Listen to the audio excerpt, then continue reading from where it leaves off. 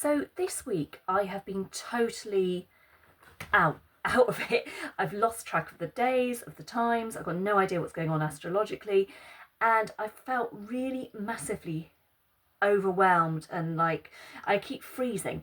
You know when you've got so much to do, so you do nothing. That's basically been my week. And then I've just looked in my diary and I'm like, okay, we've got a new moon. It's in Virgo.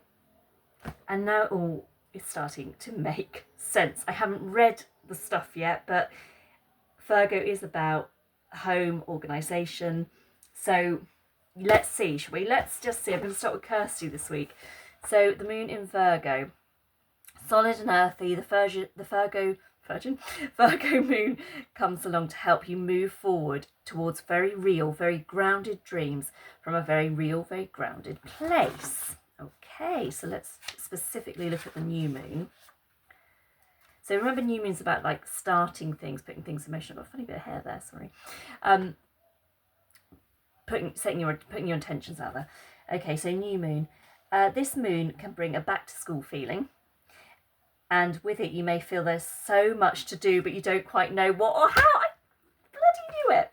Under this new moon, you may find the voice of not enough and your deepest inner self-critic rushing to the surface. You may find yourself trying to do things, but because they're not perfect, you keep swapping and changing and comparing and criticising. Right, that's absolutely what I'm doing. I have just cleared the bed behind me. My house is an absolute disaster at the moment. And what I'm doing is I'm flitting. So I go into one room and I'm going to tidy that cupboard. And then I'm like, I can't do this. I'm going to go do the laundry. I can't do this.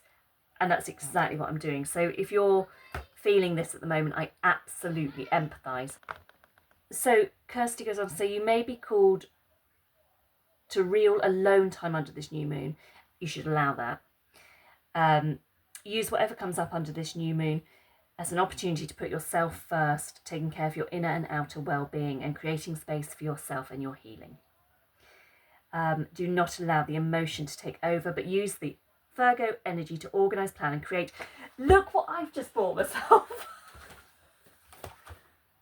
Mrs. Hinch book. Swear to God. I opened it this evening. I'm like, I need to do some lists. I need to get organised. Okay. Your emotions about your present moment reality are signposts to what needs to change. Use this moon to be present. Stop, listen, get grounded and get real. Where are you in your life right now? What needs to change to move you towards more purpose and more happiness? Make a plan. Yes, you're doing it, Kirsty. Think about routine and structure and go back to school. Where do you need to take on more knowledge, really? Okay, let's see what Yasmin is saying about this one. So I'm just going to start with her sort of intro into September. Sorry, this is going to be a long reading this week. So she says, there are just no two ways about it. This is going to be a very big month. So Pluto, planet of power and passion, is changing signs. Also currently retrograde. Okay, Pluto has been in the sign of Capricorn on and off since 2008. It's been a long time because Pluto's cycle through all 12 signs of the zodiac takes nearly 250 years. This latest Pluto retrograde from Aquarius back to Capricorn is the Lord of the Underworld's last and final foray into Capricorn this time around. Pluto ends this retrograde in October and moves back into Aquarius, where it'll stay till 2044. Where Pluto goes, eruption follows. This means we have one last chance to blow up anything toxic in our lives in the part of the chart that's ruled by Capricorn. Okay. So you need to look at your charts and things. New moon in Virgo. Keywords: well-meaning, authoritative, blockages and challenges. There are two ways to approach this new moon. On the one hand, you could allow the rather prominent Saturn energy to get to you before you even begin. The new moon clashes with Saturn, the planet of limitations that likes to put the brakes on everything. It could be that you decide you're not even going to bother to make any new moon wishes because what's the point? Nothing ever goes right, does it?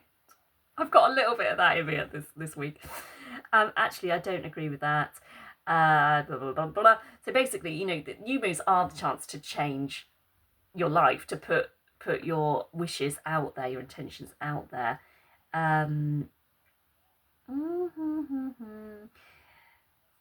Make a plan. So there's strategy, planning, getting organised. Yeah, it's make a plan, make a plan, plan. That's all she says. Make a plan, make a plan, make a plan. We're in planning, aren't we? We're in organising. I've always loved this back to school time, but this year I do feel overwhelmed by it. And it's weird because my children aren't even really going back to school this year. One of them is, but yeah, it's a bit bizarre. Anyway, that's me. And if you're feeling like that as well, it's clearly the moon. It's not our fault. We need to take some time for ourselves, a bit of time out. Take a breath. Get your Mrs. Hinch list book out and make your plans one step at a time. And yeah, we'll be all right.